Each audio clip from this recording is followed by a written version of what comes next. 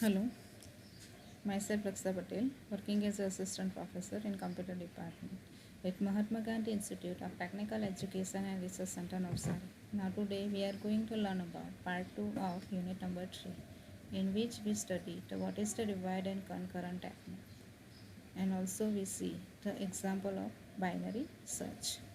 Now first of all we see what is the divide and concurrent technique. As the name suggests, the big problem is broken down into the smaller sub-problems and the solution of this sub-problem is obtained. To understand this strategy, we will discuss the various applications such as the binary search, merge sort, quick sort, matrix multiplication, exponential, etc. Now, many useful algorithms are recursive in structure. To solve the given problem, they call them recursively one or more times. The type of problem followed the divide and concurrent approach. The divide and concurrent approach involves three steps at each level of the recursion. The first is a divide, second is a concur, and third is a combine. Now, what is the divide? Divide means break down the problem into the several sub-problems that are similar to the original problem but smaller in the size.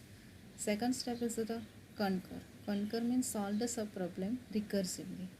If the subproblem size are small enough, just solve the subproblem in a straightforward manner. And the last step is a combining. Combining all the solution of subproblem into a solution of the whole. If the subproblem is large enough, then divide and concurrent steps is repeated.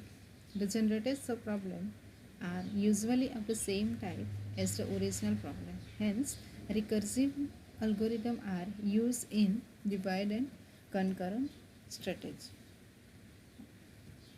Now, running time analysis of divide and concurrent algorithm is almost automatic. Let g of n be the time required by divide and concurrent of instance of size of n problem. The total time t of n taken by the divide and concurrent algorithm is given in recurrence form, that is t of n is equal to L into t of n by b plus g of n. Now a is the problem, divide into the n by b of size and the solution is g of n. The solution of a given equation is t of n is equal to theta of n raised to k if L is less than b power k, and second is the theta of n power k log n if L is equal to b power k, and the theta of n power log base b L if L is greater than b power k. Here k is the power of n in function g of n. Now we discuss the binary search, how it is used to divide and concurrent strategy. Binary search is an efficient search method. While searching the element using this method, the most essential things is that the element in the array should be sorted one. An element which is to be searched from the list of elements stored in the array is called key element. Now we see how it is work. Let t of 1 to n be the array in increasing sorted order, that is t of I is lesser equal to t of j, means the first value of given array is greater than the second value in the given array. Most important things in the binary search is the given array in sorted order. Let x be the some unknown number, some numbers. That problem consists of finding the x in the given array t if it is there or if it is present in the given array. If x is not present in the array, then we want to find the position of the value x where it might be inserted. Now here we see the example of binary search. Here the 7 element is given in increasing order. See here, the given element in increasing order, that is 3, 6, 7, 11, 32, 33 and 53. Now our aim is to find the position of element of given, that is x is equal to 7. Our aim is to find the position of element 7. Now for that we use the divide and concurrent approach. For that we find the mid value. For finding the mid value, we find the value of I, j and I j by 2, I plus j by 2, that is index I is equal to 0 and j is equal to 6. 0 plus 6 is equal to 6 by 2, that is 3. So midpoint at 3. Now we compare the value of x with the midpoint. Mid is equal to x, or 7 is equal to midpoint? No. If it is not midpoint, then compare the value of mid with the x. If it is greater than midpoint or key element is greater than midpoint, then we search the given element in the right part. If it is less than the midpoint, then we find the given element in the left side. Now here the given element, that is 7. 7 is less than midpoint. The value of midpoint, that is 11. So 7 is less than 11. We find the given value in this side, left side. Now search the target in the area before midpoint here. Now again we apply the same strategy for finding the midpoint, that is I plus j by 2. Value of I, that is index I, that is 0 and 2. 2 by 2, that is 1. So mid value at index 1. So we compared it with the given k element. Now x is equal to midpoint? No. We compare x is less than midpoint? No. It is larger than x is greater than midpoint? Yes. Now we search the given element in this right side, not left side. Now again search the x in the area after midpoint.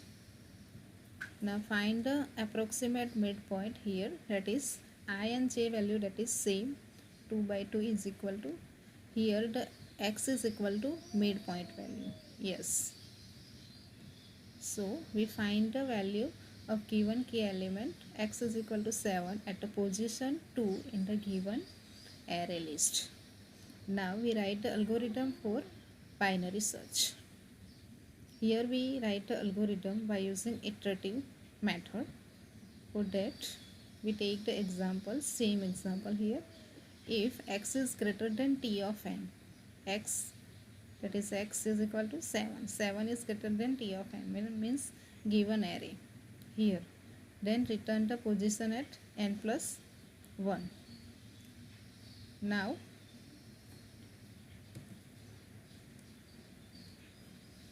assign the value I is equal to 1, j is equal to n.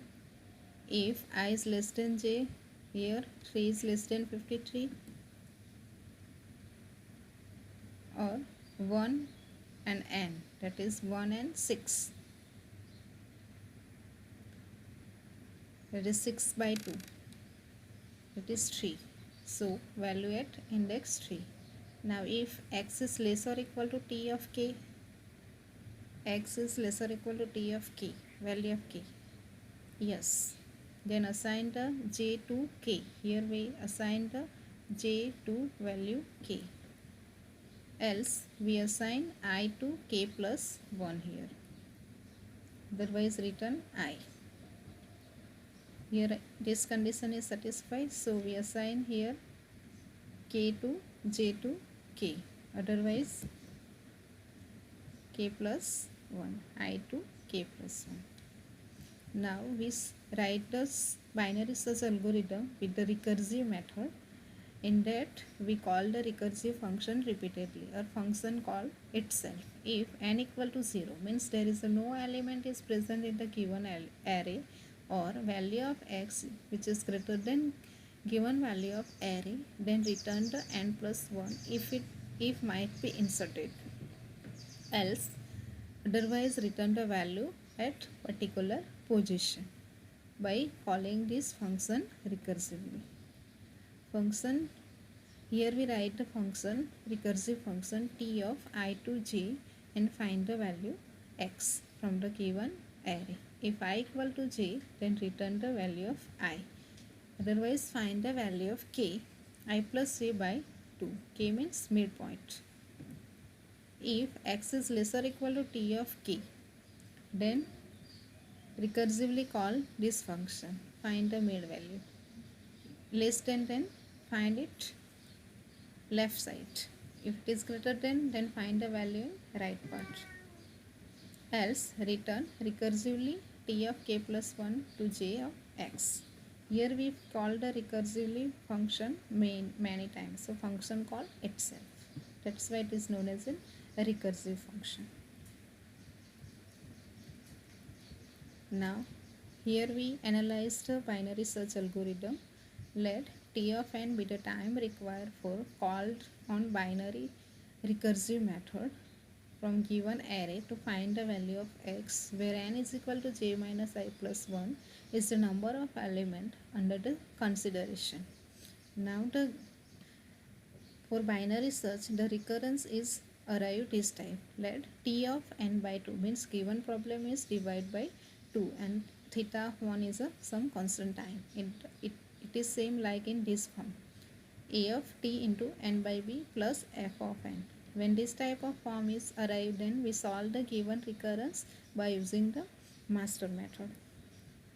For that, we find the value of a and b. Value of a is equal to 1, b is equal to 2, and the function g of n, that is some constant value. So c is equal to 0. So time complexity is theta of n log theta of log n. So time complexity of given binary search algorithm, that is theta of log n. Now here we give some example